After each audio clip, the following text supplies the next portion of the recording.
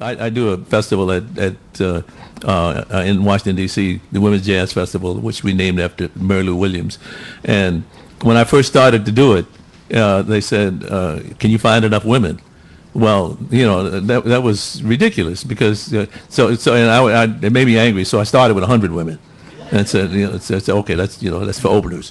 Anyway, the festival is one of the best things we do at the Kennedy Center. These women are, some women who really can play the piano are really out there doing things now that they wouldn't have gotten an opportunity had we not started that program like that. But now they got the gigs. They're leading and they're doing and that's just one occasion. So. If there are other people who are trying to do things that along those lines, and schools are the places, but we really have to. We've got the spaces, we've got the bodies, we've got everything to work with. We just haven't organized it. One of Billy Taylor's great achievements in this music, it took many, many years before women jazz players, instrumentalists, got any kind of recognition, including to some extent among other musicians. Billy was in the vanguard of showing how self-destructive that was in terms of the music and the people who could hear it. And I remember even now, I keep checking on with Lincoln Center on this, Wynton Marsalis has done a lot of good things.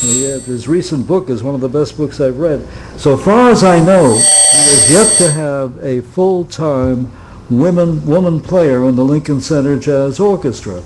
And a couple of years ago, a lot of the women jazz musicians had a protest outside of Lincoln Center, and they held up a sign that said, "Testosterone is not a musical instrument." I can remember. The question you asked is the most difficult question there is right now, because jazz is so diverse and going in so many ways. And one of the things that Billy talks about, because there are thousands of young people graduating music schools, and they're majoring in jazz and playing jazz, and they join the ranks of the unemployed right away, as Phil Schapp always said. But the point is, for people like myself, where I have to be, we can't live in our ivory tower. I mean, we come from an era where, we heard the originals, we heard the guys, we heard the people that made the music. The kids playing now are so talented, they're so fantastic. They didn't create the music. They're creating something else. They're creating something from within themselves. Yeah. We have to adapt to what they're doing. If we don't adapt to what they're doing, we're in trouble, because we're not going to get it back. Yes, we can have people playing arranged. We can have, I did the New York Jazz Repertory Company, but when I did the Repertory Company, we had the guys that made the music playing that repertory. But it's not the same. There are people that do it well. European bands all over. There are bands in Europe playing Louis Armstrong, playing Jelly Roll Morton. They're playing it. But that's not where the music is coming from. What we have to do is adapt to these young people who maybe they don't swing, man. Maybe in your ideas they don't swing, but they're swinging their way. I have to learn that. I'm a producer. To this day, I have to listen to music that doesn't thrill me, but what I do is listen for the artistry of the musician. Well, George, I mean, this is a perfect example of what you did about a year ago in Switzerland, when you had Esperanza on bass and Annette Cohen on clarinet.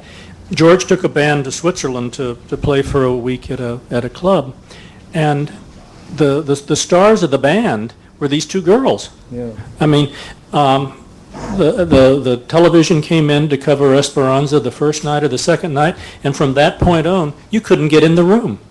And what's she, 23, 24, 25, yeah. Something like that?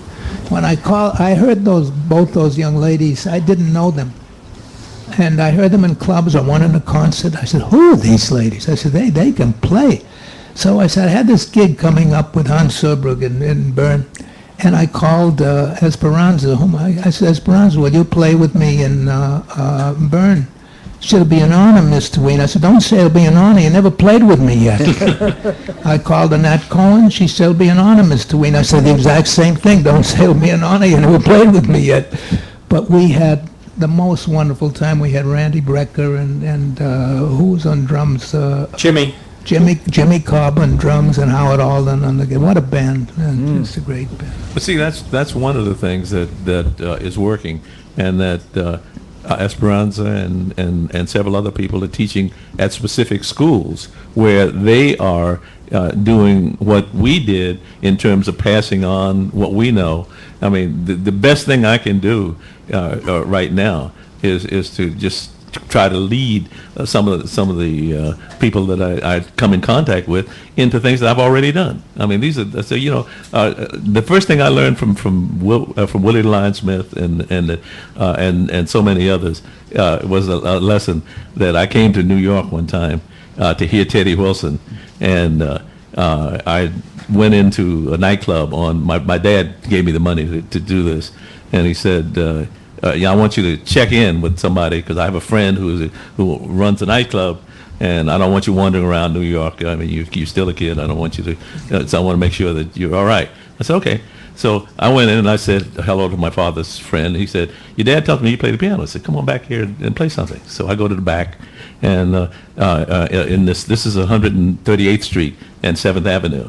So I go in this club. It was called the Yeah Man Club in those days, and so I sit down and I play my favorite song, which is called Lullaby and Rhythm.